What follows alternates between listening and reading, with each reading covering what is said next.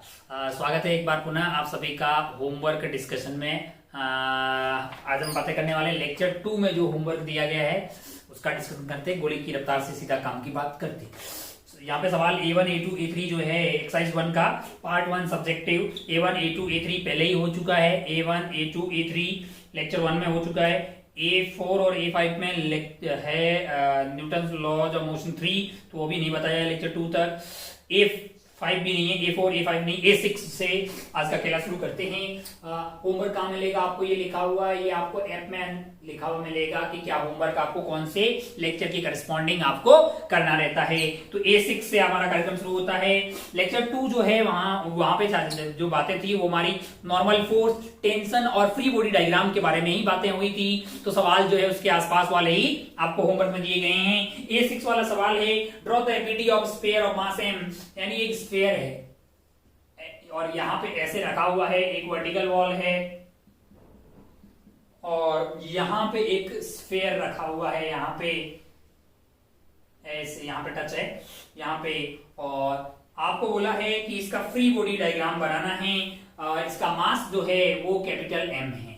अगर आप ध्यान से देखें तो एक नॉर्मल यहां से आ रहा होगा, मैं इसको N1 बोल रहा हूं, और एक नॉर्मल इस पे ऐसे लग रहा होगा, मैं इसको N2 बोल रहा हूं। अगर आप इसका फ्री बॉडी डायग्राम बनाएंगे तो यहां से आपको N1 आता हुआ दिखाई देगा और यहां से आपको N2 जाता हुआ दिखाई देगा, और नीचे की तरफ इसके ऊपर नीचे की तरफ क्या लग रहा होगा? mg लग रहा होगा, और ये रुका हुआ है तो N2 ऊपर और mg नीचे, यानी N2 is equal to mg होगा। और अगर आप ध्यान से देखें तो ये N1 जो है इसकी वैल्यू 0 होगी। N1 की वैल्यू क्या होगी? 0 होगी। क्यों होगी N1 की वैल्यू 0? क्योंकि ये जस्ट रखा हुआ है, ये उधर धक्का दे ही नहीं रहा दीवार को। अगर मैं इसके पास में खड़ा हूं तो बोर्ड मुझे धक्का नहीं दे रहा है, क्योंकि मैं भी तो बोर्ड को कोई धक्का नहीं दे रहा हूं। तो अगर आप ध्यान से देखें तो यहाँ पे ये वाला फोर्स 0 हो जाएगा, N1। अच्छा, मैं यहाँ अपन ये जानते हैं ना कि ऐसी कोई सरफेस हो और यहाँ पे ऐसा हो, एक सरफेस का पॉइंट आ रहा हो और दूसरे वाले का सरफेस ऐसा हो, तो ये जो प्लेन सरफेस है यहाँ पे क्या कर देंगे, ये नॉर्मल डाल दी, उसके ऊपर एक पॉइंट पे टच हुआ, नॉर्मल इसी के अलॉन्ग हो जाए, मतलब टेंजेंट डाल दी वो इसी के अलॉन्ग होगी, और वहां पे डाल दिया नॉर्मल, यानी कि आपके पास नॉर्मल रिएक्शन जो है इस डायरेक्शन में होगा। ऐसी बातें अपन ऑलरेडी कर चुके हैं, नॉर्मल की डायरेक्शन किस साइड होगी, इसमें कोई दोहराई वाली बात नहीं है। अच्छा भाई साहब, बहुत बढ़िया, सरफेस स्मूथ है तो कोई फ्रिक्शन वगैरह का सवाल ही पैदा नहीं हो रहा है। तो ये था आपके पास A6 ability of sphere of mass place ground as shown in the figure. तो बहुत बढ़िया, ये A6 हो गया। चलिए बढ़ते हैं A7 वाले में क्या सवाल है? A7 वाला जो है ब्लॉक ऑफ मास 1 kg, यहाँ पे एक ब्लॉक रखा हुआ है जिसका मास कितना है? 1 kg है। ओ हो, और यहाँ पे है आपकी ये अर्थ। अच्छा, ओहो, और ऊपर की तरफ टेंशन इसमें जो लग रही है, यानी खींचा जा रहा है इसको 10 न्यूटन से। अगर 10 न्यूटन से ऊपर खींचा जा रहा है, नीचे इसको धरती माता बुला रही होगी mg, जो कि होगा 10। ओहो, तो यहाँ पे इस वाले ब्लॉक का एबिलिटी बनाएंगे तो ऊपर इस पे लग रहा है 10 न्यूटन, नीचे इस पे लग रहा है 10 न्यूटन। तो यहाँ पे इसके द्वारा इसके ऊपर जो नॉर्मल लग रहा होगा ये 0 होगा भाई साहब। क्यों? क्योंकि ये इसको दबा ही नहीं रहा होगा, ये 10 और 10 आपस में बैलेंस हो जाएंगे। तो 1 kg के ऊपर धरती माता के द्वारा लगने वाला नॉर्मल 0 होगा, और 1 kg द्वारा धरती माता पे लगने वाला ये वाला नॉर्मल ये भी 0 होगा। अच्छा, बहुत बढ़िया, ये तो बहुत ही आसानी से हो गया है इसका। Draw the ability of block, ये रहा।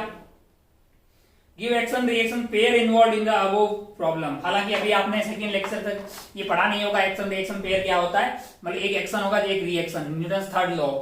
तो यहाँ पे अगर आप ध्यान से देखें तो ये mg जो है ये कौन लगा रहा है? ये धरती माता लगा रही है 10। तो धरती के सेंटर को भी ये वाला ब्लॉक खींच रहा होगा इसी 10 न्यूटन से, क्योंकि ये mg ये क्या है? दो मासेस के बीच में लगने वाला फोर्स है। अगर यहाँ m1 है, यहाँ m2 है, तो अपन 9th क्लास से ये जानते हैं कि इस तरह का फोर्स लगता है, ग्रेविटेशनल फोर्स दोनों ही ब्लॉक पे इक्वल होगा, g m1 m2 r square. r basically बीच की दूरी रहेगी, ये वाली इन दोनों के बीच की दूरी। जितना फोर्स इसके ऊपर धरती माता नीचे लगा रही है, उतना ही धरती माता के सेंटर पे ये वाला ब्लॉक ऊपर की तरफ लगा रहा होगा, इसलिए ये वाला टेन और ये वाला टेन जो होगा अर्थ पे लगने वाला वो आपस में एक्शन रिएक्शन पेयर होंगे, यानी कि इसका जो वेट है और यहाँ पे जो जो ग्रेविटेशनल इसके ऊपर लग रहा होगा, इन दोनों की भी बेसिकली mg क्या है, एक ग्रेविटेशनल फोर्स ही तो है ना। अच्छा, बहुत बढ़िया, बहुत शानदार। तो ये A7 हो गया है। A8 पे चलिए। A8 देखिए, draw the free body diagram of M. अगर आप ध्यान से देखें तो आप देखेंगे कि जो छोटा वाला m है वो यहाँ पे रखा हुआ है। अच्छा, और उसको ऊपर कौन खींच रहा होगा, मैंने कहा टेंशन खींच रही होगी। मान लीजिए कि टेंशन T है, उसके अंदर ऐसे, और नीचे उस पे क्या लग रहा होगा, मैंने कहा नीचे इस पे क्या लग रहा होगा, mg लग रहा होगा। और मैंने कहा कैपिटल M जो है इसके ऊपर एक नॉर्मल लगा रहा होगा। मान लो कि ये N1 है, तो जब आप इसका एफबीडी बनाओगे, किसका, कैपिटल M का जब एफबीडी बनाओगे तो ये N1 जो है, छोटा वाला M जो है, इस वाले पे कैसे लगा रहा होगा, नीचे लगा रहा होगा। बाकी और क्या होगा, मैंने कहा इसके ऊपर टेंशन धागे के कारण इधर लग रही होगी, और मैंने कहा नीचे की तरफ इस पे क्या लग रहा होगा, कैपिटल M इंटू जी लग रहा होगा। मैंने कहा और मैंने कहा ये जो नीचे वाला इंक्लाइन सरफेस रहेगा, इस वाले सवाल में जो नीचे वाला इंक्लाइन है वो इस पे मान लीजिए कि कौन सा फोर्स लगा रहा है, एक नॉर्मल लगा रहा होगा जो इस वाले की जस्ट अपोजिट डायरेक्शन में होगा, और मैग्नीट्यूड अलग होगा, N2 हो गया है कि नहीं यार। अच्छा भाई साहब, बहुत बढ़िया, बहुत शानदार। तो अपने को फ्री बॉडी डायग्राम ही बनाना था ना, तो हो गया है M1 to identify all the action reaction pairs, pulleys, frictionless, massless, ये वो है। तो आपको समझ में आ गया भाई साहब कि क्या इसका फ्री बॉडी डायग्राम बनाना है, क्या इसका एक्शन रिएक्शन पेयर कौन है। अगर ये एक्शन है तो ये रिएक्शन है, ये आपस में एक्शन रिएक्शन पेयर है। ये N2 अगर इस पे लग रहा है तो उतना ही N2 जो इंक्लाइन के ऊपर इधर की तरफ लग रहा होगा, ये आपस में एक्शन रिएक्शन पेयर्स होते हैं। एक्शन रिएक्शन पेयर्स के लिए दो फोर्सेस को इक्वल होना चाहिए in magnitude, opposite in direction, equal in magnitude, opposite in direction, must be acting to different bodies, और सेम नेचर के होने चाहिए। अपने लेक्चर्स के अंदर आगे बात की है, कोई दिक्कत वाली बात नहीं है, खूब इसके बारे में बातें हुई है। आगे बढ़ते हैं सवाल नंबर 9 पे। A6 हो गया, A7 हो गया, A8 हो गया। आगे बढ़ते हैं A9 वाले सवाल पे। में भी क्या करना है, सभी यहाँ पे ब्लॉक्स की एफबीडी बनानी है। तो A9 वाले सवाल अगर देखा जाए, ए वाले में क्या है, दो ब्लॉक बिल्कुल आराम कर रहे हैं। तो ये M1 है, M1 के जस्ट बगल में कौन है, M2 है। अच्छा, M1 पे क्या लग रहा होगा, मैंने कहा धरती माता एक नॉर्मल लगा रही होगी, मैंने बोल दिया इसको N1। नीचे क्या लग रहा होगा, मैंने कहा नीचे लग रहा होगा M1G। इधर से कुछ लग रहा होगा क्या, मैंने कहा नहीं, नॉर्मल की वैल्यू 0 होगी। काय को, क्यों, दोनों आपस में धक्का मुक्की नहीं कर रहे हैं। और M2 का एफबीडी बनाएंगे तो M2 की एफबीडी बनाएंगे तो ये नॉर्मल 0 आएगा, ये नॉर्मल क्या आएगा, 0। अच्छा, नीचे क्या लग रहा होगा, M2G। इधर की तरफ नॉर्मल लग रहा होगा N2, अगर ये रुका हुआ है तो वो M2G के बराबर होगा, और ये M1G बराबर होगा आथू। लेकिन मास्टर सब कुछ बता रहा है, बहुत आसान बातें, जानता है इस बात को कि बहुत आसान है, लेकिन बिल्कुल इसको सॉल्व करते जाएं। मैकेनिक्स के अच्छे वाली मैकेनिक्स का जस्ट स्टार्टिंग है, NLM, हमको बहुत आगे तक जाना है, इसलिए हर चीज को बहुत इज्जत से करते हुए चलते हैं। ये हो गया है ऑप्शन ए। आगे बढ़ते हैं ऑप्शन बी पे। ऑप्शन बी अपने को क्या दे रहा है कि इस तरह का है, क्या रखा हुआ है, यहाँ पे M1 रखा हुआ है, यहाँ पे है आपका M1, और नीचे इसको अलग करके मैंने बना दिया, ये ऐसे है, ये M2 हो गया भाई साहब। इस पे क्या लग रहा होगा, नीचे इस पे लग रहा होगा M1G, और क्या लग रहा होगा, मैंने कहा इसके द्वारा नॉर्मल ऑन 1 ड्यू टू 2 लग रहा होगा, नॉर्मल ऑन 1 ड्यू टू 2। इतना ही नॉर्मल इसके ऊपर इधर की तरफ लग रहा होगा, normal on 2 due to 1, equal and opposite in direction. इधर क्या लग रहा होगा, मैंने कहा नीचे की तरफ क्या लग रहा होगा, M2G लग रहा होगा, और क्या लग रहा होगा, मैंने कहा धरती माता के द्वारा normal on 2 due to ground है, बिल्कुल इतना ही लग रहा होगा। और कुछ लग रहा होगा क्या, नहीं भाई साहब, ये B हो गया है।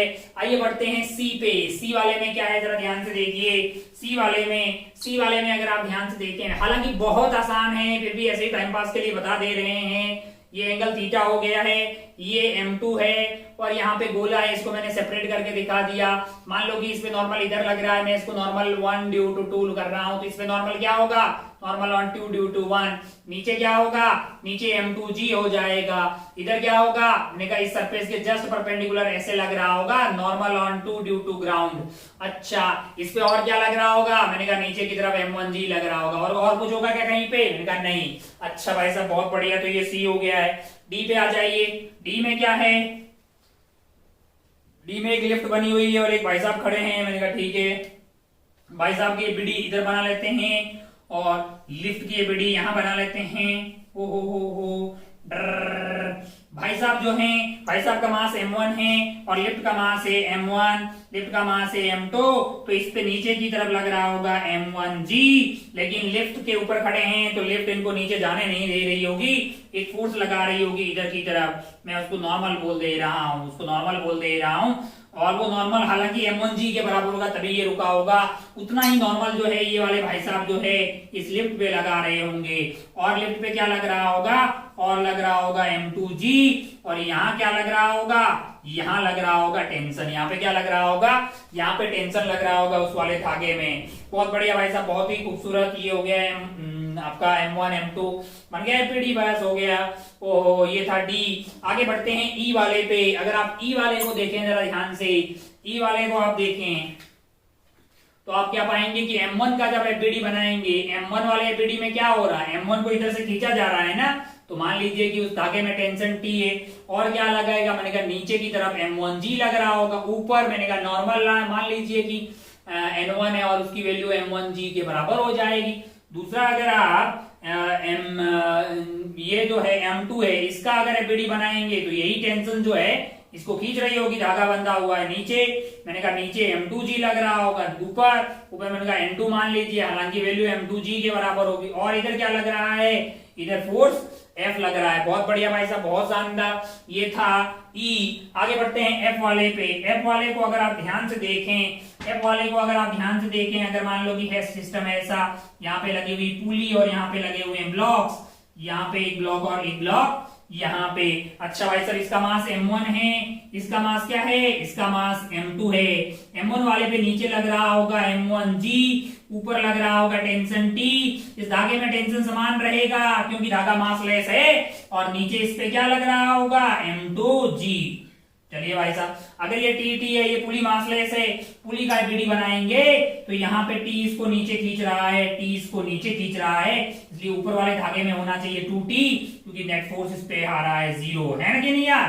पुली मासलेस है, F = ma, m अगर 0 होगा तो नेट फोर्स 0 होना चाहिए। अगर ये TT है तो ऊपर क्या लगना चाहिए, 2T लगना चाहिए। बहुत बढ़िया भाई साहब, बहुत ही शानदार। ओ हो, ये F हो गया है। आइए G पे चलते हैं। कौन से वाले पे, G पे चलते हैं। G देखिए जरा, देखिए क्या है G में अगर आप ध्यान से देखेंगे तो आप पाएंगे कि ऐसा एक ग्राउंड है, इस तरह का एक ग्राउंड है जिसमें ये वाला जो एंगल है वो आपको दिया हुआ है, ये वाला एंगल आपको अल्फा दिया हुआ है, ये वाला एंगल आपको बीटा दिया हुआ है। यहाँ पे एक ब्लॉक रखा हुआ है M1 और इधर की तरफ टेंशन मान लीजिए T है। नीचे इस पे क्या लग रहा होगा, कोई भी बोल देगा M1G। और यहाँ पे एक सरफेस इस पे मान लो कि लगा रही, नॉर्मल N1 बोल दिया, है कि नहीं यार। सिमिलरली अगर आप यहाँ पे इसको बनाएंगे तो M2 वाले पे क्या हो रहा होगा, यही टेंशन धागे वाली ऐसे इसको ऐसे खींच रही होगी। नीचे की तरफ क्या लग रहा होगा, कोई भी बोल देगा M2G। और इधर की तरफ नॉर्मल लग रहा होगा M2, है कि नहीं है। बाकी आप कंपोनेंट वगैरह ले लेंगे तो बिल्कुल पता भी कर सकते हैं कितना लग रहा है। खैर हमें सिर्फ एपीडी बनानी है तो बहुत ही आसान, बहुत ही खूबसूरत। हो थोड़ा फास्ट बता रहा हूँ क्योंकि बहुत आसान है, इसके पीछे आंसर्स में भी हो सकता है बनाए हुए हो, आप देख लेना। बहुत शानदार। जी, आई पे चलते हैं। आई पे अगर आप देखेंगे, आई कहाँ खींच दें भाई साहब, जगह बची है क्या, तो थोड़ा सा मिटाते हैं और यहाँ पे मिटा देते हैं ताकि अपन आई को बना पाए।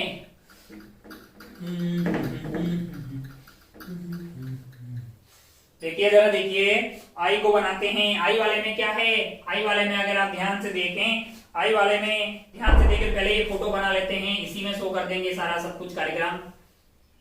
ऐसे ऐसे ऐसे, यहाँ पे है ऐसा और यहाँ पे है मास M2। ये वाला मास क्या है, ये M2 है और इसका मास कितना है, M3 है। अच्छा, और यहाँ पे क्या रखा हुआ है, यहाँ पे रखा हुआ है मास M1, यहाँ पे मास M1 रखा हुआ है। बहुत बढ़िया भाई साहब, यहाँ से ऐसे गया और फिर देखिए जरा ध्यान से, यहाँ पे ये हो गया है ऐसे, अच्छा अच्छा, और आपका जो है ये कार्यक्रम पहुंच गया है यहाँ तक, बहुत बढ़िया।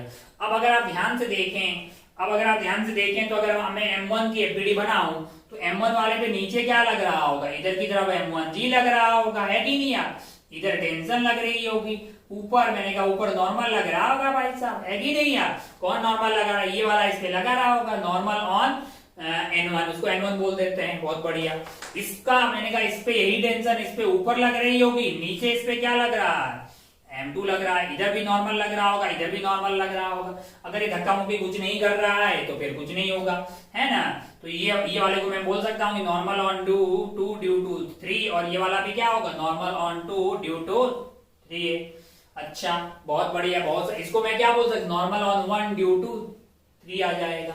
अच्छा, 3 वाले का एफबीडी अगर आप बनाइएगा, इसका एफबीडी अगर मान लीजिए बनाते हैं अपन, किसका, ये वाले आइटम का, ये आइटम ऐसा है और यहाँ पे इस पे लगी हुई है पुली, तो पुली पे टेंशन आ गई है आपके पास यहाँ पे, और इस पे टेंशन क्या आ गई है यहाँ पे। अच्छा, ये वाला धक्का ऐसे लग रहा होगा, नॉर्मल ऑन 3 ड्यू टू 1, और यहाँ पे मैंने कहा यहाँ पे नॉर्मल कैसे लग रहा होगा, this is normal on 3 due to 2, और यहाँ पे लग रहा होगा नॉर्मल ऑन 3 ड्यू टू 2, और कहाँ पे कुछ लग रहा होगा, मैंने कहा मास M3 है, नीचे की तरफ M3G लग रहा होगा, और ऊपर जो है एक नॉर्मल लग रहा होगा, normal on 3 due to ground, normal on 3 due to ground. अच्छा, बहुत बढ़िया भाई साहब, बहुत ही शानदार, खूबसूरत है। ऐसे ही मतलब कोई बहुत ज्यादा टफ सवाल है क्या?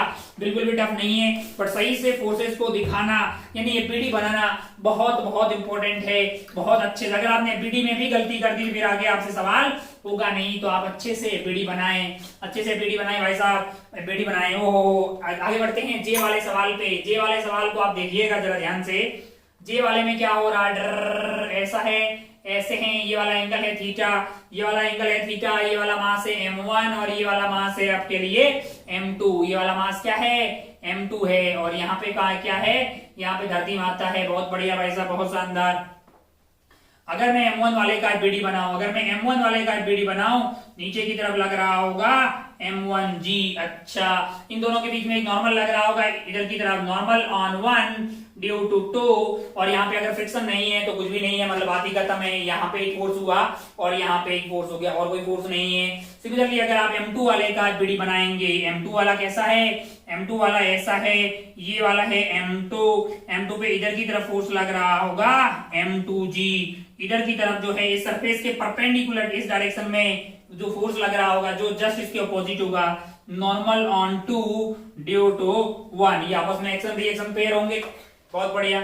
और कोई फोर्स लग रहा है क्या उस पे? नहीं लग रहा होगा। अच्छा, इस पे जो है, इस पे अगर आप ध्यान से देखें, धरती माता इस पे जो है सरफेस के जस्ट परपेंडिकुलर ऐसे फोर्स लगा रही होगी, normal on 1 due to ground, normal on 1 due to ground. और कोई फोर्स है क्या भाई साहब? नहीं है। अच्छा, हम जानते हैं कि बॉडी के सेंटर पे जितने भी फोर्सेस लग रहे हैं, उस बॉडी पे जो लग रहे हो उसको शो कर दीजिए, that's called free body diagram. Body को फ्री करके उस पे लगने वाले फोर्सेस को जिस डायरेक्शन में लग रहे हो वैसे शो कर दीजिए, दिखा दीजिए, that's all in A free body diagram. है कि नहीं यार? बहुत ही शानदार, बहुत ही खूबसूरत ये था A9। ए का खेला खत्म हो जाता है। हमारा सवाल था आगे शायद B1 एंड B1 से लेके B कंप्लीट है। तो आइए B की बातें करते हैं। पहले बोर्ड वहां थोड़ा साफ कर देते हैं। चलिए आगे बढ़ते हैं।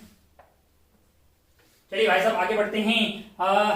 Section B, calculation of normal reaction. B1 homework में दिया था क्या? बिल्कुल दिया था।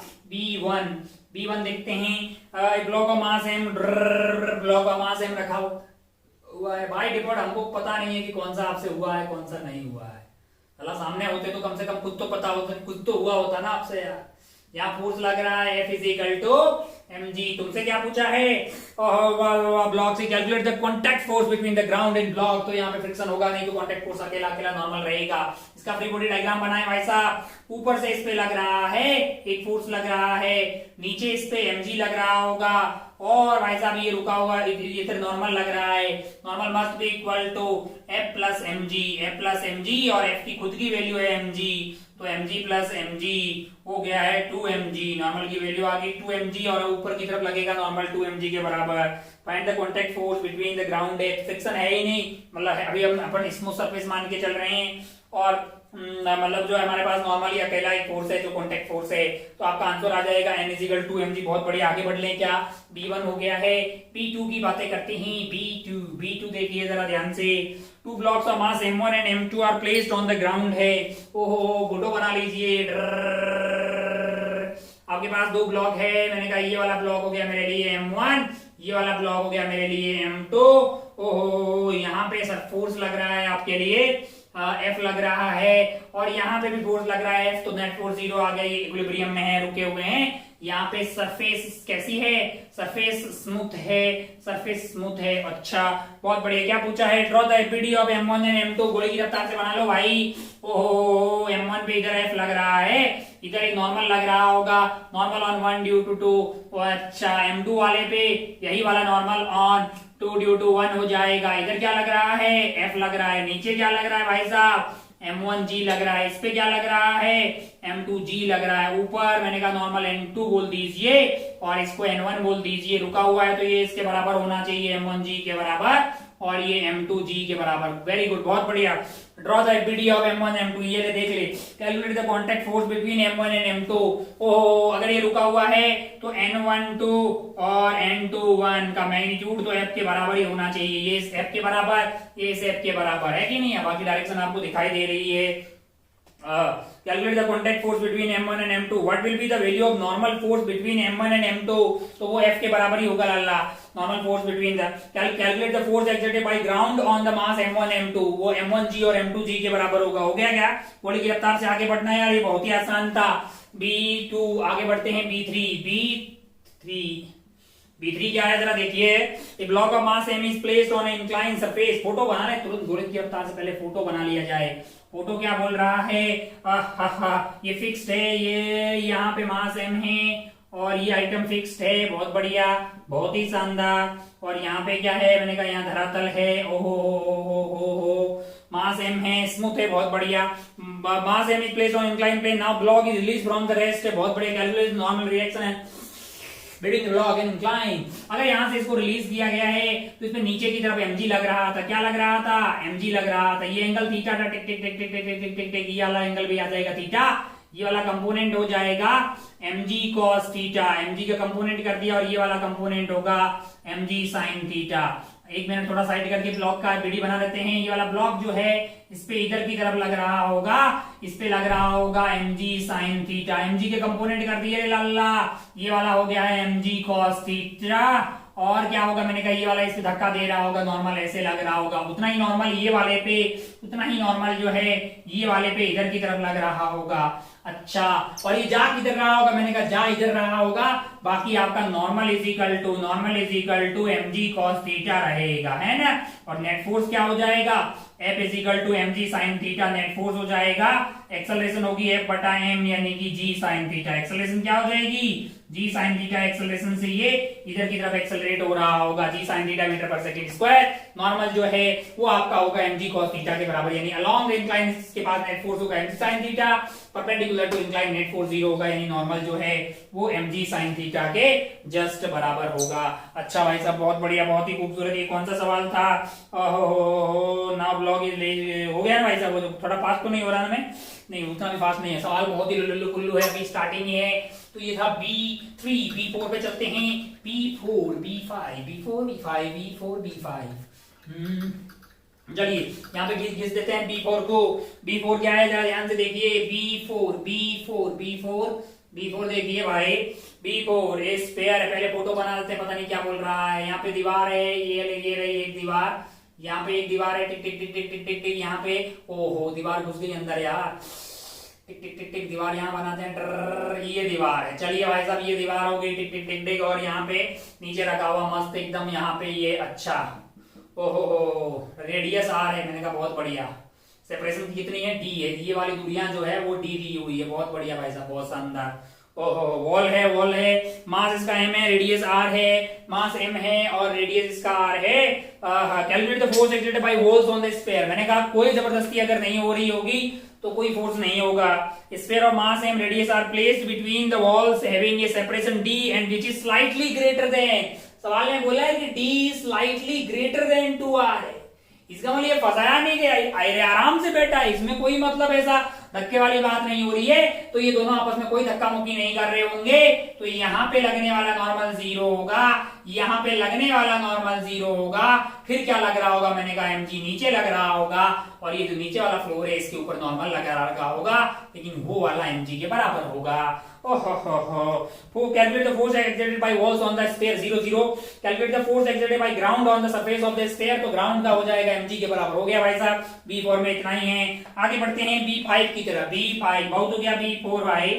B5 देखिए, B5 में क्या है, फोटो बना लेते हैं पहले, बाद में पढ़ेंगे सवाल क्या है। डर ऐसा बना रखा है फोटो ऐसा बना रखा है, यहाँ पे ये हो गया ऐसे ऐसे ऐसे ऐसे, हो और ये एंगल है आपका 60 डिग्री, ये है 60 डिग्री, ये है 60 डिग्री। मैंने कहा ठीक है। और यहाँ पे बना रखा है एक आइटम ऐसा आइटम बनाया गया है।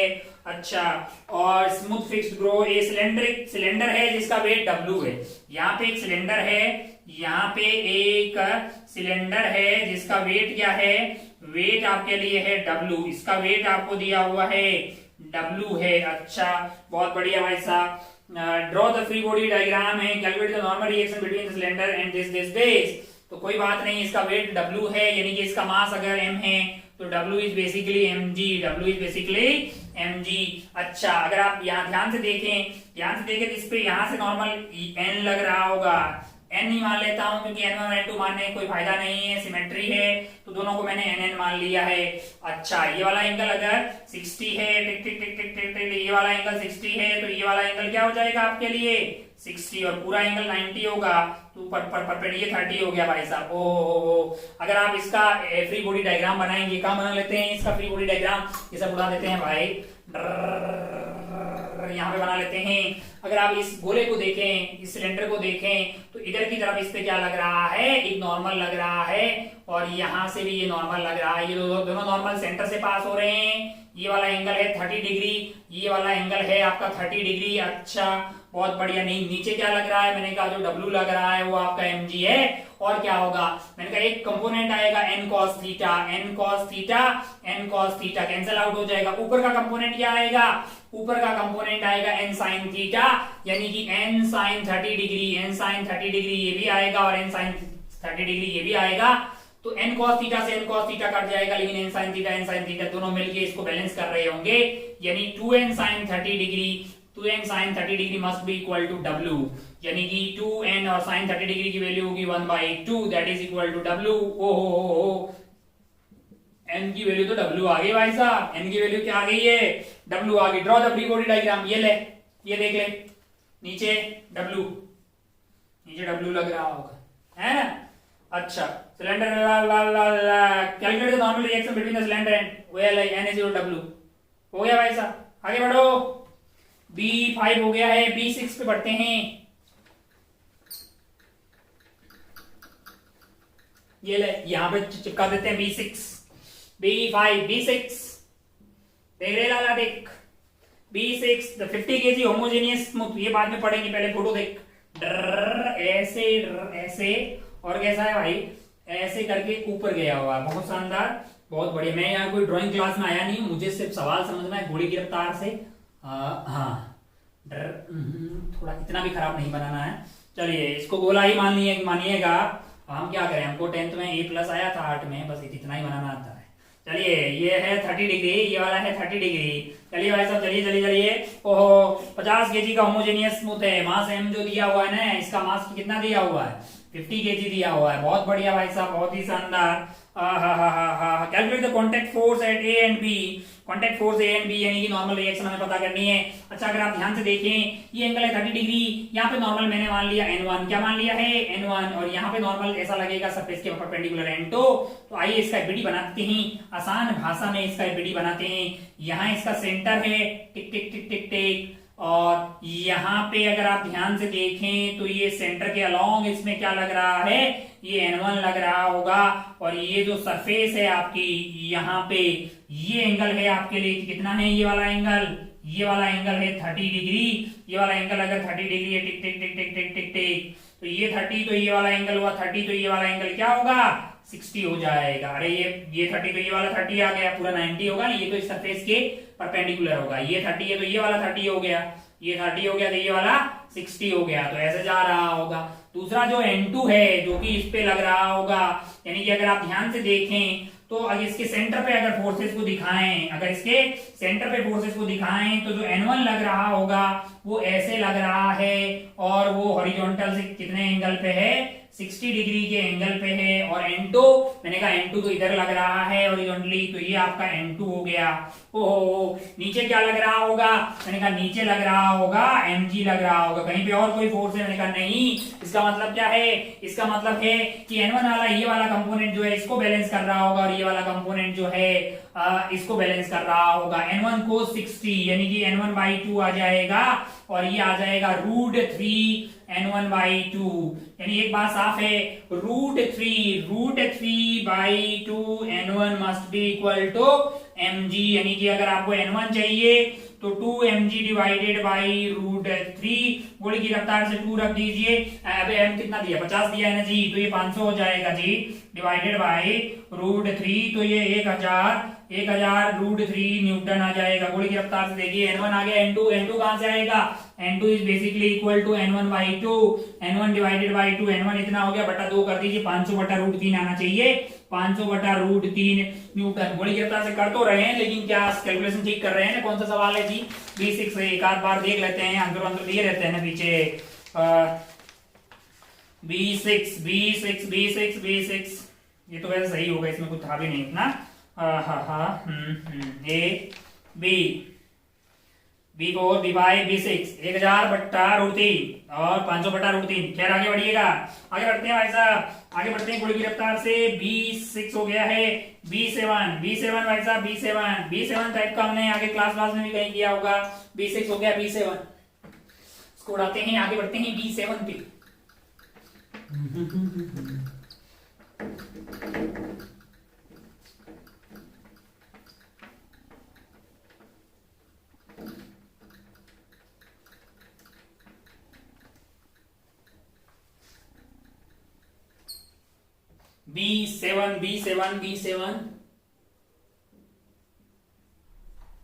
B7 देखिएगा जरा ध्यान से। B7 का फोटो देखना इंपॉर्टेंट है। पहले ऐसे एंड ऐसे, ये जो एंगल है आपके लिए, ये वाला एंगल है 30 डिग्री, और ये वाला एंगल है आपके लिए 45 डिग्री। और यहाँ पे एक आइटम रखा हुआ है जिसका मास है 5 kg। कहाँ पे रखा हुआ है, यहाँ पे रखा हुआ है, इसका मास है 5 kg। इसका मास यानी हम आपको दिया हुआ है 5 kg। क्या दिया हुआ है, 5 kg। और सवाल में क्या दिया भाई साहब, और दिया है 30 45। सिस्टम इक्विलिब्रियम में हमको पता है, ठीक है। Find normal force exerted by ball by each of the plane, these planes are smooth. बहुत बढ़िया। मान लीजिए ये वाला प्लेन जो है, ये वाला प्लेन है, ये वाला प्लेन जो है, अगर आप ध्यान से देखें, अगर आप ध्यान से देखें तो ये ऐसे है और वो इससे ऐसे टकराया हुआ है। तो ये मान लो कि ये वाला प्लेन इस पे एक फोर्स लगा रहा है जो कि इस प्लेन के परपेंडिकुलर होगा N1 है, और ये वाला इसके परपेंडिकुलर एक फोर्स लगा रहा होगा N2, जो कि कहां से पास हो रहे होंगे, क्योंकि इसके सेंटर से पास हो रहे होंगे। यानी ये वाला फोर्स जो है वो ऐसा होगा N1। क्या होगा, N1। ये वाला है एंगल अगर 45 डिग्री, अगर ये वाला एंगल 45 डिग्री है तो ये जो N1 है, ये जो N1 है उसका यहां से ये वाला एंगल 45 होगा, तो ये हॉरिजॉन्टल से नीचे की तरफ होगा 45 डिग्री पे। बहुत बढ़िया भाई साहब, बहुत ही शानदार हो। और अगर अपन नीचे वाले से ऐसे बनाए, टिक टिक टिक टिक टिक टिक टिक, ये वाला एंगल क्या है, ये वाला है एंगल 30 डिग्री। यहाँ पे क्या रखा हुआ है, यहाँ पे स्पेयर को रखा हुआ। पेन जी चल जाइए, बहुत बढ़िया। हमारे पास घोड़े की रफ्तार से आगे बढ़ना है हमको। ये 30 डिग्री हो गया, बहुत बढ़िया।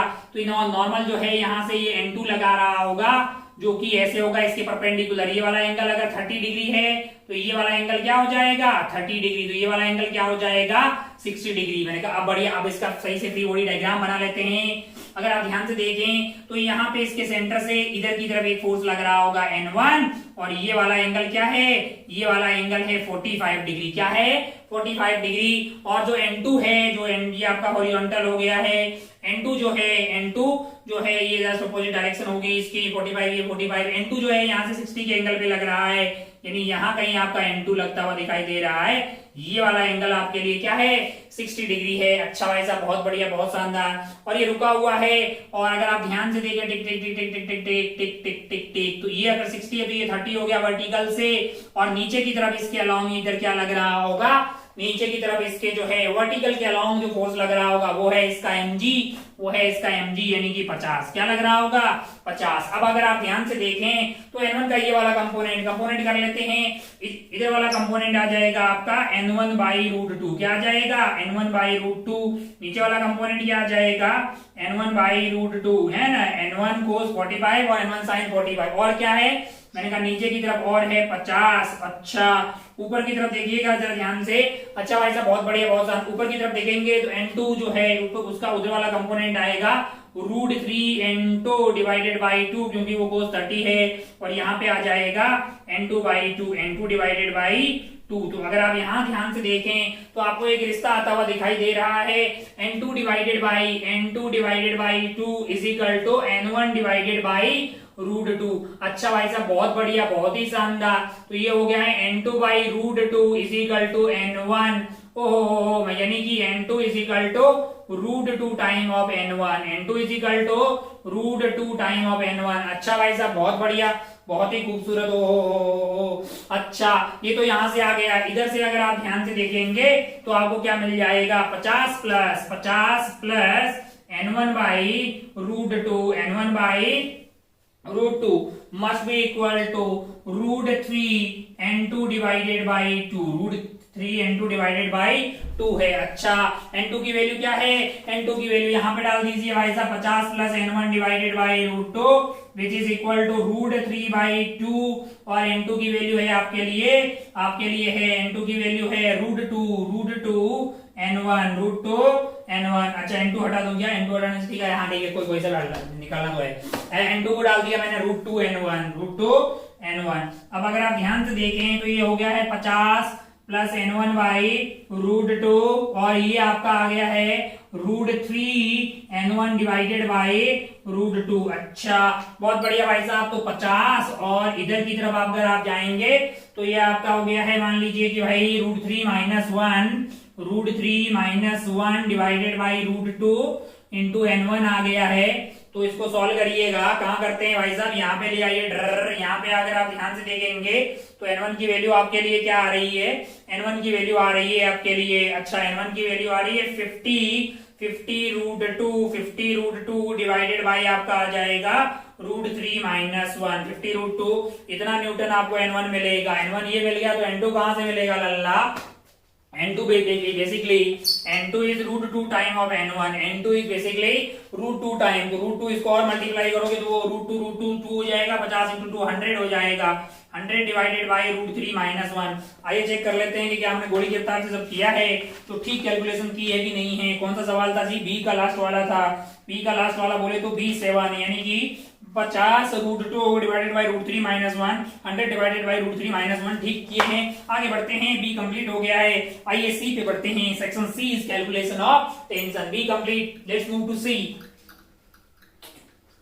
मेरा दिल भी कितना पागल है।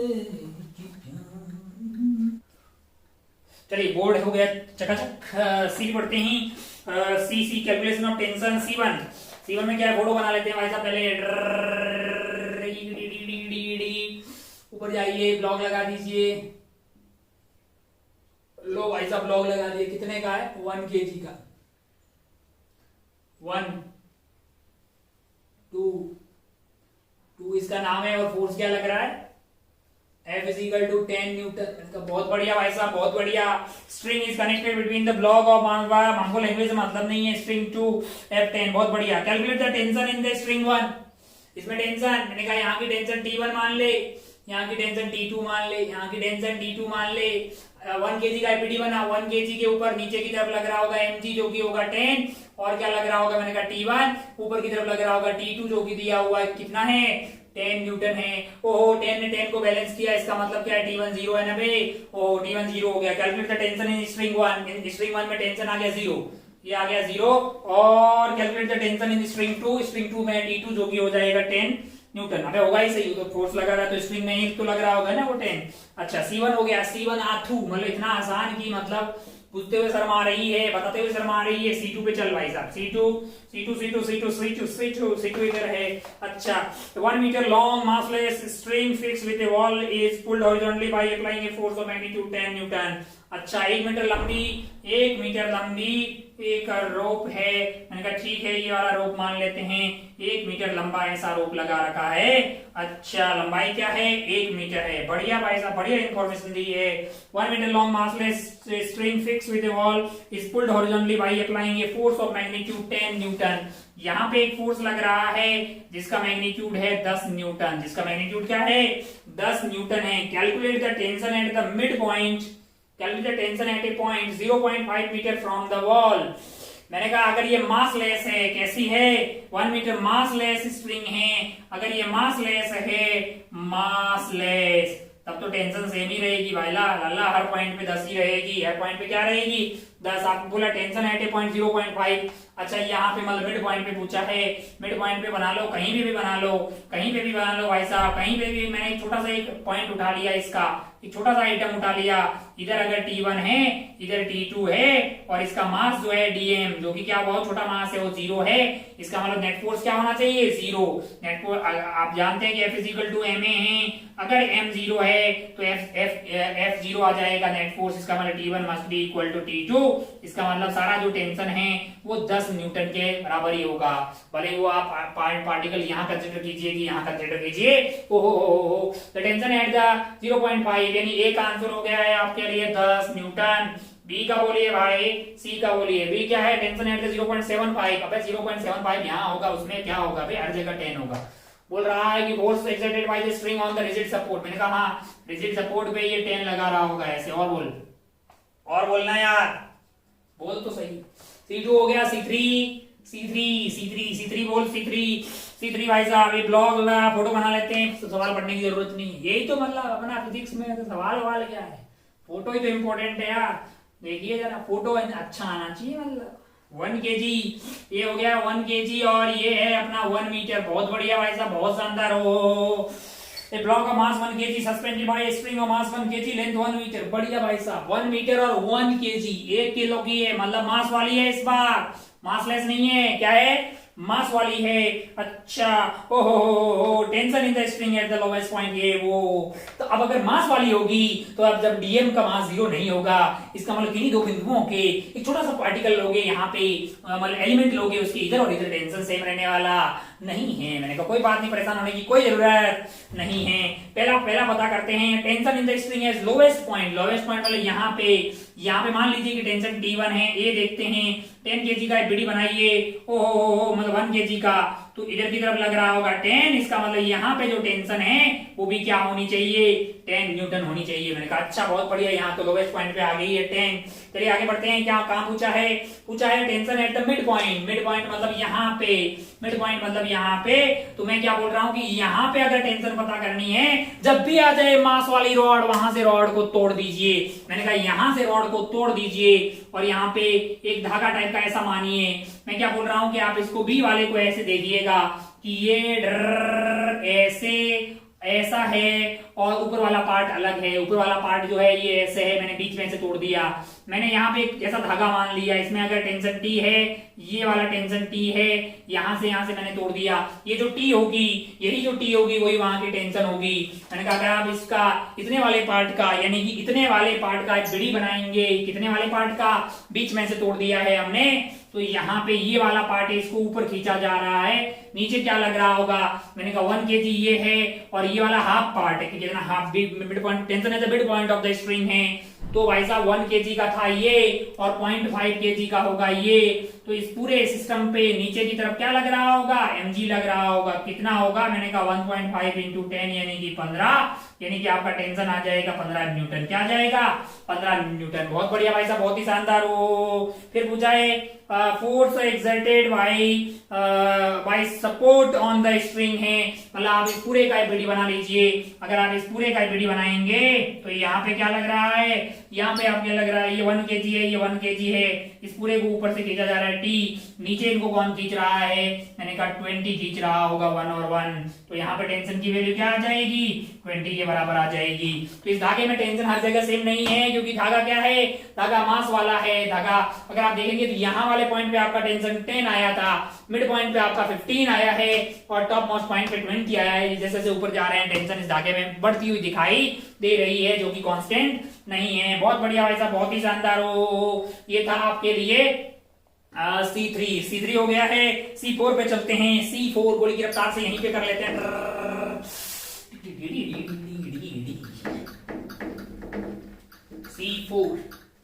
C4 पे आइए भाई साहब। C4 क्या है, C4 जरा देखिए। C4 फोटो बना लेते हैं, सवाल बाद में देखते हैं। फोटो ही तो इम्पोर्टेंट है हमारे लिए। एक फोटो है, पता नहीं फोटो इसका है किसका है। ये 0.2 kg, 0.3 kg। यहाँ का टेंशन T1 बहुत बढ़िया, यहाँ का टेंशन T2 बहुत बढ़िया। ओहो, ब्लॉक ऑफ 0.3 kg सस्पेंडेड। हाँ जी, ये ले लो, वो ले लो। Find the tension in the two string, मैंने कहा बहुत बढ़िया। इसका एपीडी बनाते हैं 0.2 kg वाले का। 0.2 kg वाले में ऊपर क्या लग रहा है, T2 लग रहा है। नीचे क्या लग रहा है, मैंने कहा mg लग रहा है। 0.2 को 10 से मल्टीप्लाई कर दिया तो 2 आ गया, और ये रुका हुआ है तो T2 must be equal to 2 newton. ओहो, इसका एपीडी बना दो तो ये है 0.3, ये है 0.3, और ये T2 जो है 2 न्यूटन से इसको खींच रहा होगा, इस पे नीचे लग रहा होगा। और क्या लग रहा होगा, मैंने कहा mg लग रहा होगा। 0.3 इंटू 10 किया तो 3 आ गया। ऊपर क्या लग रहा है, T1 रुका हुआ है, तो ये जो है इधर वाले फोर्स के बराबर होना चाहिए, यानी कि 2 + 3 यानी कि 5 न्यूटन। ओहो, T1 मिल गया, T2 मिल गया। क्या दिल गार्डन हो गया है। मैंने कहा हाँ। ओहो, find the tension in the string.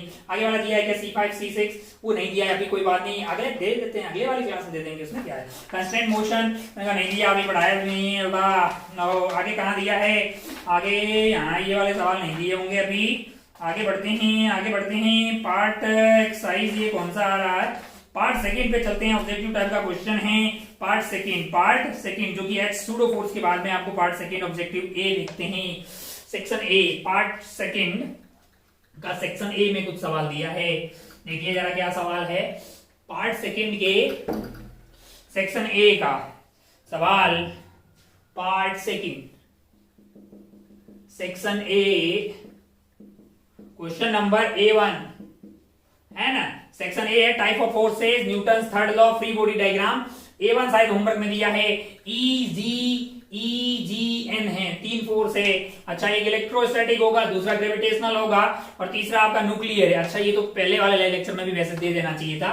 तो बोल रहा होगा कि कौन सा बड़ा है, नहीं, 2 प्रोटॉन है, 1 फर्मी की सेपरेशन पे है। ऐसी बातें अपन पहले ही कर चुके हैं।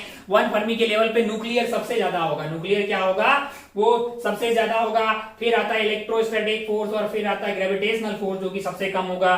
तो आपको ऑप्शन कौन सा दिखाई देगा, आपको ऑप्शन डी जाता हुआ दिखाई देगा। गोली की रफ्तार से आगे बढ़े भाई साहब। A2 दिया है क्या, नहीं दिया है अभी। A3 दिया है क्या, मैंने कहा हाँ। A3 पे आ जाइए। A3 जो है, A3 ये बातें कर चुके हैं अपन, तो पिछले वाली बातों बहुत आसान है। फ्री बॉडी डायग्राम बनाना है। यहाँ पे एक ऐसी रॉड है, ऐसी लगी हुई है, धागा इस पे ऐसे लगा रखा है, ऐसे कैसे लगा रखा है, ऐसे लगा रखा है। ओहो, और यहाँ पे ये है, अपन जानते हैं कि जहां पे एक सरफेस और यहाँ पे एक पॉइंट पे टच हो रहा हो, तो सरफेस ऐसी है, उसका टेंजेंट भी ऐसा ही रहेगा। उस पे नॉर्मल डाल दीजिए, तो ऐसा आपका होगा, मतलब उस पे टेंजेंट पे एक नॉर्मल डाल दो, इसके अलॉन्ग होगा आपका नॉर्मल रिएक्शन। हमको तो भाई रिएक्शन, अच्छा इसने नॉर्मल को आर से लिखा, बहुत बढ़िया भाई साहब, कई बुक्स में आर से लिखा जाता है। तो ऐसा फोटो कहाँ दिखाई दे रहा है, अच्छा ये ऊपर धागा अगर इस पे देखेंगे तो इस पे टेंशन ऐसे लगा रहा होगा। और क्या लग रहा हो, मैंने कहा मिड पॉइंट पे mg लग रहा होगा। अच्छा, बहुत बढ़िया। कौन सा ऑप्शन है, सी ऑप्शन ऐसा ही दिखा रहा है। तो ये A3 हो गया, बहुत शानदार, बहुत ही बढ़िया। अच्छा, ये ऐसा क्यों नहीं बनाया बे, ये एक पॉइंट पे टच हो रहा है, एक पॉइंट पे टच हो रहा है, जस्ट ऐसा ऐसा हो रहा होगा एक पॉइंट पे, और एक ही सरफेस आ रही हो, जिसकी सरफेस आ रही हो उस पे टेंजेंट तो ऐसी ही होगी, वहां पे नॉर्मल डाल दीजिए, तो इसके अलोंग जो है आपका लग रहा होगा नॉर्मल रिएक्शन। ये बातें अपन पहले ही कर चुके हैं, बहुत बढ़िया, बहुत शानदार। यहाँ पे कहाँ पे ये ऐसी है, ये कर चुके हैं यार। यहाँ पे एक रॉड रख दी ऐसे, मान लो ऐसे रॉड रखी हुई है, तो इस वाले पॉइंट पे नॉर्मल ऐसे लगेगा, इस वाले पॉइंट पे कैसे लगेगा, सरफेस आपका ऐसा है और यहाँ पे एक पॉइंट है तो ऐसा लगेगा, है कि नहीं यार। अच्छा भाई साहब, बहुत बढ़िया, बहुत शानदार, हो बढ़िया भाई साहब, बढ़िया।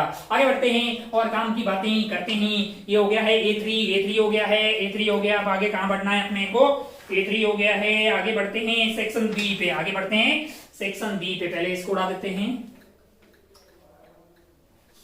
चलिए बोर्ड हो गया चकाचक। हाँ हाँ, सेक्शन B1 पे चलते हैं। B1 भाई साहब देख लेते हैं, पहले फोटो बना लेते हैं, सवाल पता नहीं क्या है। यहाँ पे एक ब्लॉक है और यहाँ पे एक ब्लॉक है। अच्छा, इधर से लग रहा है फोर्स F और यहाँ पे मास है 2m, यहाँ पे मास m है, बहुत बढ़िया। ये हो गया धरातल आपके लिए। यहाँ पे एक और धरातल है, टिक टिक टिक टिक टिक टिक टिक, और यहाँ पे है आपके लिए 2m, बहुत बढ़िया। हो यहाँ पे m है और यहाँ पे फोर्स F लगा रहे हो, बढ़िया भाई साहब, बढ़िया। हो क्या पूछ रहे हो, पूछ रहे हो कि now in the to cases the ratio of normal of contact force between the blocks. मान लो कि यहाँ का नॉर्मल जो है, इनके बीच में मान लो कि N1 लग रहा है और इसके बीच में N2 लग रहा है। क्या लग रहा है, N2। तो रेशियो बताना है, क्या बताना है आपको, रेशियो। अच्छा, देख दिया था क्या ये होमवर्क में, देख लो यार। इस पूरे को अगर आप सिस्टम ले लो तो ये इधर की तरफ जा रहा है ना, और इस पूरे को सिस्टम आप ले लो तो ये इधर की तरफ जा रहा है। इसकी एक्सेलरेशन और इसकी एक्सेलरेशन, मान लो कि इसकी एक्सेलरेशन A1 है, इसकी A2 है। A1 की वैल्यू होगी नेट की दबाने वाला फोर्स F हो गया, और ये दोनों जो चल रहे हैं, टोटल मास हो जाएगा 3m। इसकी एक्सेलरेशन इधर की तरफ होगी A2 और उसकी वैल्यू भी F डिवाइडेड बाई 3m ही होगी। अच्छा, तो अब आप छोटे वाले m को मान लो कि हमने एपीडी बना लिया, तो इसको कौन धक्का दे रहा होगा, मैंने कहा यहाँ का नॉर्मल N1 दे रहा होगा। अच्छा, इसका एक्सेलरेशन क्या होगा, मैंने कहा A1, तो F इजिकल टू m है, यानी कि N1 is equal to m into A1। m की वैल्यू m है, a की वैल्यू है F डिवाइडेड बाई 3m। ओहो, मतलब नॉर्मल की वैल्यू आ रही है F डिवाइडेड बाई 3। अच्छा, यहाँ पे नॉर्मल क्या है, मैंने कहा यहाँ पे नॉर्मल N2 है। मान लो किसका एपीडी बना है, मैंने कहा 2m का बना लेते हैं। 2m वाले को अगर आप ध्यान से देखोगे, माना कि यहाँ पे नॉर्मल N2 है। ओहो, अच्छा, इसकी एक्सेलरेशन क्या होगी, इधर A2 होगी। N2 is basically net force is equal to mass into acceleration, यानी कि 2m into acceleration, that is F divided by 3m। तो यहाँ से m से m कट गया, 2F divided by 3 यहाँ पे नॉर्मल आ गया है।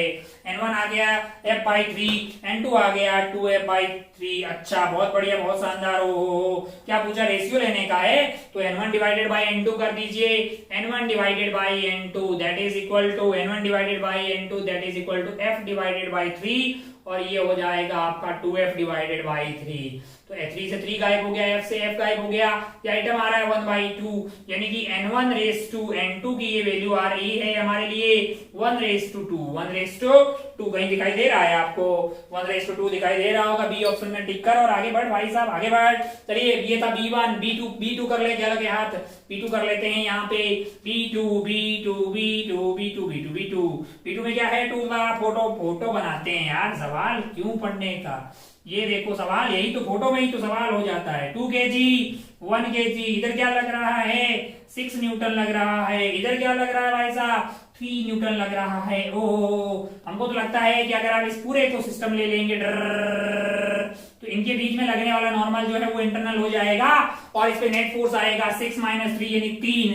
एक्सेलरेशन आएगी इधर की तरह, नेट फोर्स हो गया है आपके पास 6 - 3 और टोटल मास हो गया 2 + 1 यानी कि 3 डिवाइडेड बाई 3 यानी कि 1 मीटर पर सेकंड स्क्वायर। ओहो, क्या पूछा है भाई साहब, क्या पूछा है, what is the force exerted bye 2 kg on 1 kg, 2 kg on 1 kg का एपीडी बना दे यार। ओहो, इधर की तरफ लग रहा होगा नॉर्मल ऑन 1 ड्यू टू 2, ओहो 1। अच्छा, और क्या लग रहा होगा, हॉरिजॉन्टल में कोई फोर्स नहीं है, तो ये नॉर्मल ऑन 1 ड्यू टू, यही नेट फोर्स हो जाएगा मास इनटू एक्सेलरेशन, जो कि है 1 * एक्सेलरेशन इज 1, यानी कि इस पे, अच्छा इधर से लग रहा है ना यार, इधर से लग रहा है, इस पे 3 लग रहा है, अभी कभी गलती हो जाती है। अगर आप ध्यान से अगर आप देखें तो नेट फोर्स उस पे उधर की तरफ आना चाहिए क्योंकि एक्सेलरेशन उधर की तरफ है, यानी कि n12 minus 3 that must be equal to mass into acceleration, यानी कि 1 into 1, यानी कि n12 की वैल्यू आनी चाहिए 4। चेक कर लेते हैं, इस पे भी 4 लगेगी, इधर 4 6 माइनस 4 हो गया 2, 2 डिवाइडेड बाय 2 यानी 1 सही है। n12 की वैल्यू आ गई है 4 न्यूटन। कौन से ऑप्शन में दिखाई दे रही है? सी में दिखाई देगी। टिक करके आगे बढ़ सकते थे। ये था B2। आगे बढ़ते हैं B3 के लिए।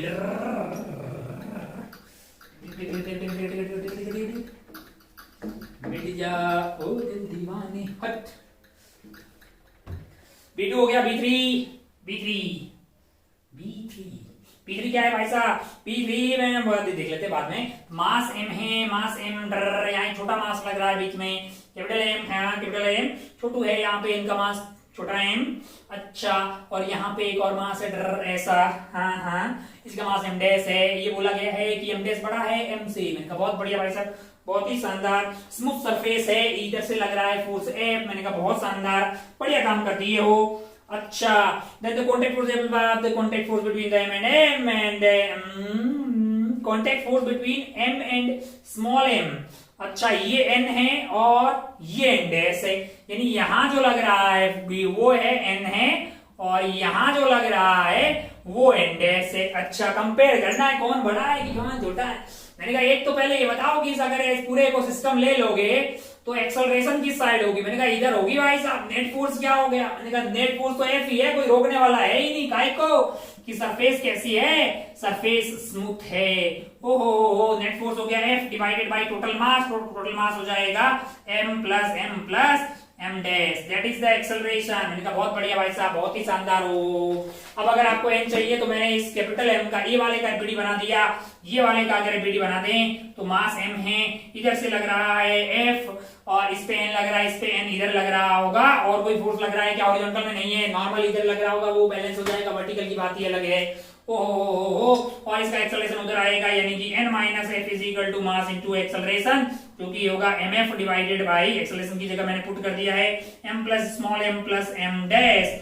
ओहो, तो यहां से जो n है उसकी वैल्यू आपके पास आ रही है f plus mf divided by m plus m dash. अच्छा, बहुत बढ़िया, बहुत शानदार। तो कैपिटल mf ऊपर जाके हो जाएगा 2mf, 2 capital mf plus m dash into f divided by m plus m dash. मैंने कहा ठीक है भाई साहब, ये आपका आ गया n डैश कैसे प्राप्त करेंगे? मैंने कहा इसका एफडी बना लेते हैं। कौन से वाले का? जो इधर वाला है। कौन सा वाला? ये वाला जो m डैश है, ये वाला जो m डैश है, इसका मास m डैश है। इधर क्या लग रहा होगा? मैंने कहा इस पे नॉर्मल लग रहा है n डैश इधर की तरफ, और क्या लग रहा होगा? मैंने कुछ नहीं लग रहा होगा। तो n डैश की वैल्यू क्या हो जाएगी? मास इंटू एक्सेलरेशन। मास इसका क्या है?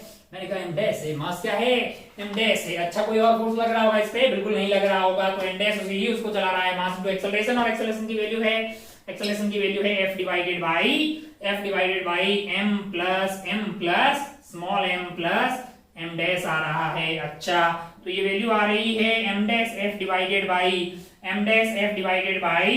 m plus m dash. अच्छा, ये आ गया है n डैश, ये आपके पास n डैश आ गया है, और ये है आपके पास n। अच्छा, क्या करना है हमको क्या करना है भाई? अच्छा, बड़ा कौन है ये बताना है। तो बड़ा तो कैपिटल ये n होगा, साफ दिखाई दे रहा है। हाँ, बी ऑप्शन जाना चाहिए भाई। अरे ये इसमें डिवाइड तो सेम संख्या से कर रहे हो, इधर इसमें m डैश f आ रहा है, इसमें प्लस में रायता भी आ रहा है ना, तो साफ दिखाई दे रहा है कि n is greater than n dash है। n इज ग्रेटर देन, कहीं पे कैलकुलेशन में मिस्टेक तो नहीं की है ना? सवाल कौन सा था भाई साहब? ये था B3 पार्ट 2 का B3 पार्ट 2 का B3 पार्ट 2 का B3 ABCD B3 का B यानी कि n greater than n dash. चलिए भाई साहब आगे बढ़ते हैं सेक्शन सी पे। कौन से वाले पे? सेक्शन सी पे। एक बार बोर्ड को क्लीन कर लो और फिर सेक्शन सी के 1-2 सवाल हैं उसको खत्म करते हैं और फिर ये खेल अपना खत्म हो जाएगा।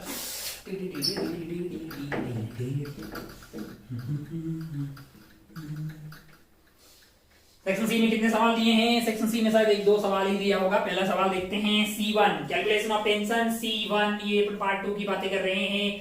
क्या हाल हुआ है हाथ वाथ का। C1 फोटो देखते हैं कौन बड़ा सा सवाल पढ़े, फोटो देखिए जरा।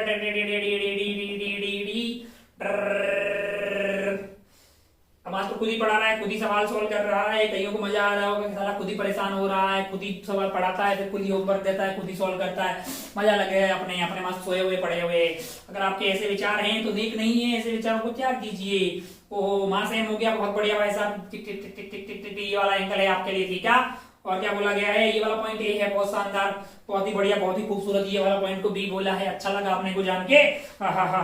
बोल रहा है कि ये है tension in the string equilibrium में है ना, इक्विलिब्रियम लिखा हुआ कहीं दिखाई दे रहा है। Pulled horizontally with a constant if the party makes equilibrium. मैंने बोल रहा फिर क्या पूछा है, find the then the tension in the string AB. यहाँ पे टेंशन पूछा है, पे इसमें टेंशन पूछा। मैंने कहा ठीक है भाई, ये अगर एंगल थीटा तो ये वाला एंगल क्या हो गया, थीटा। मैंने कहा अच्छा, अगर ये इक्विलिब्रियम में है तो टी का ऊपर वाला कंपोनेंट क्या हो जाएगा। मैंने कहा T cos theta must be equal to M है, यहाँ पे क्या है, एम मास टांग रखा है, एम मास ऐसे टांग रखा है।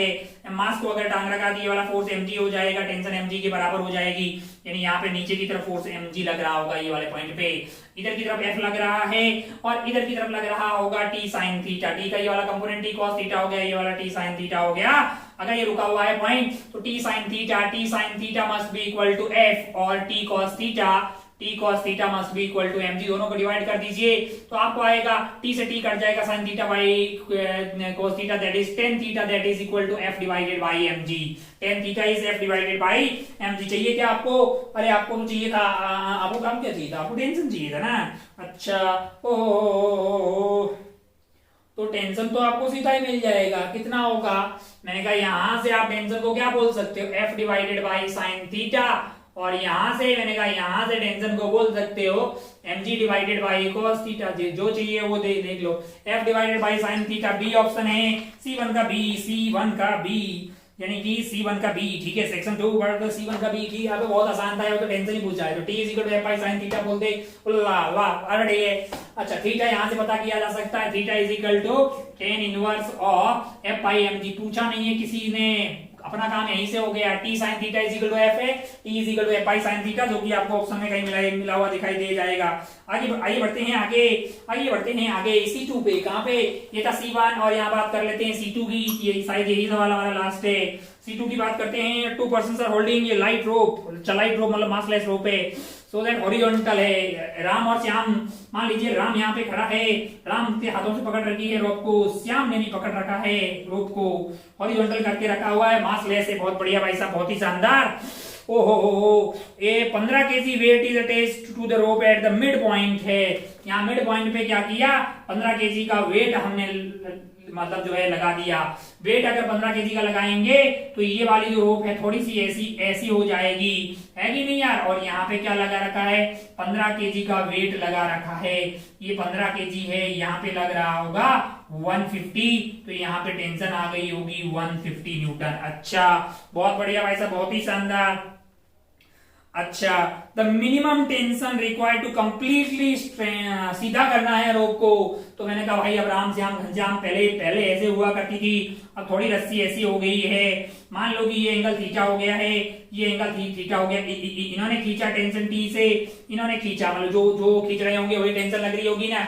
टी कॉस थीटा ऊपर आएगा, टी कॉस थीटा, इसका भी टी कॉस थीटा ऊपर यानी ऊपर लग रहा होगा 2t कॉस थीटा। नीचे क्या लग रहा है 150 लग रहा है। इधर t साइन थीटा, इधर का t साइन थीटा, इधर के t साइन थीटा से कट के मर गया होगा। पता क्या होगा, मैंने कहा 2t कॉस थीटा एटलीस्ट तो है सीधा करने के लिए 150 के बराबर होना चाहिए, यानी ऊपर उठाने के लिए। यानी कि आपको जो है, आपको जो टेंशन चाहिए होगी वो आपके पास आ जाएगी 150 डिवाइडेड बाई 2 cos थीटा। और आप चाहते हैं कि ये ऐसी हॉरिजॉन्टल हो जाए, ऐसे हो जाए। अगर आप वापस इसको हॉरिजॉन्टल ऐसा करना चाह रहे हैं, डर ऐसा, तो उस वाले केस में आपके लिए जो थीटा है, अभी क्या है थीटा, अभी ये है। जैसे जैसे आप इसको ऊपर लेके जा रहे हैं थीटा ये ऐसे थीटा क्या हो जा रहा है, यहाँ से जो एंगल है वो आपका 90 की तरफ जा रहा है। थीटा धीरे धीरे अगर आप यहाँ लेके आए थीटा और बढ़ गया, सीधा स्ट्रेट कर दोगे थीटा की वैल्यू क्या होगी, टेंडिंग टू।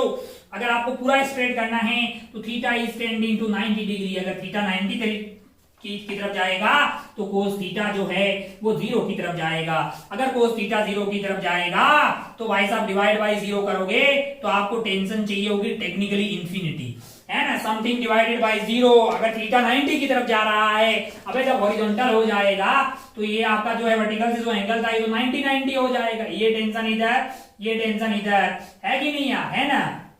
ये एंगल 90 हो जाएगा, नीचे आपके लिए लग रहा है 150, है कि नहीं यार।